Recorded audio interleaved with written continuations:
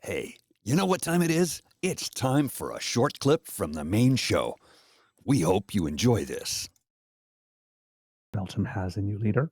The leaders discussed expanding bilateral trade and investment with a focus on advancing clean energy solutions such as nuclear and hydrogen, strengthening critical minerals supply chains, and deepening cooperation on defense procurement. They also affirmed their support for Ukraine's sovereignty and agreed on the imperative of achieving a just and lasting peace. The leaders also underscored their commitment to defense cooperation in support of security in Europe, particularly on NATO's eastern flank.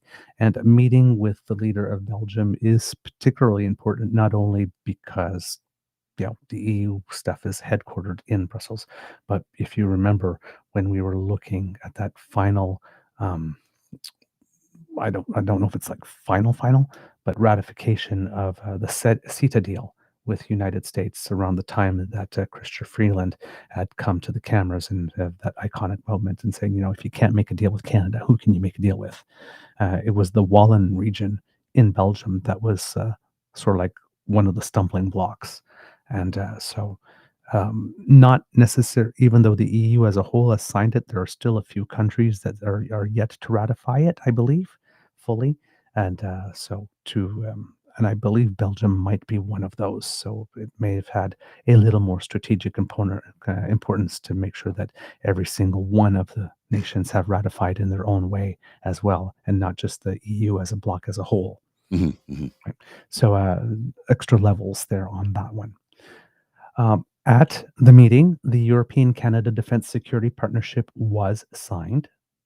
This has been telegraphed coming for quite a while here. It is described as something that does not replace NATO activities, but as a supplement to NATO, which allows both nations to build faster and better and to make more and smarter investments in everything having to do with defense security. The agreement does open the door for Canada companies to participate in about $1.2 trillion worth of contracts that will be up for grabs with regard to the Rearm Europe program. And that is seen as a step towards making Canada less reliant on and less vulnerable to the whims of the United States of America. Eventually, it will also help the Canadian government partner with other allied nations to buy military equipment under what's known as the SAFE program. And that itself is valued at about 150 billion euros. So that is also a big deal, um, like a really big deal. Hmm. Um, so, yeah, setting ourselves up for the future. Now, again, how much of that we're going to have access to specifically is, you know, one has to. It's not going to be the full 150 Mhm. billion, of course, euros, but it's still interesting, and it seems that in these discussions, things such as because how to put it. Um, we have to make sure that there's enough business going on either side of the Atlantic for this, right? So it's not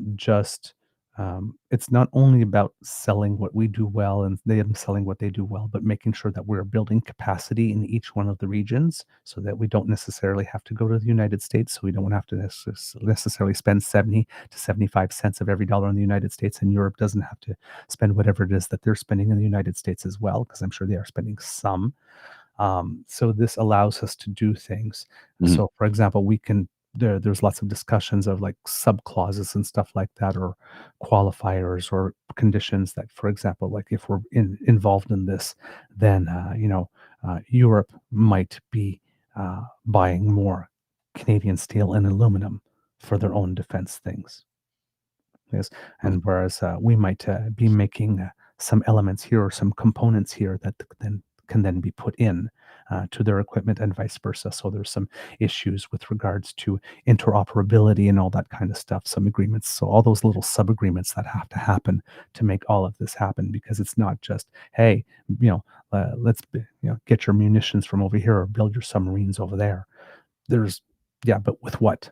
and Hmm. how and what technology and what level interoperability and what level of, and there's all these little other agreements that need to be there. And then again, if you're doing interoperability for Canada, you always have to keep in mind that yes, while we want to decouple from the United States, there's only so much of it we can do because we are bound by geography in a way that Europe is not.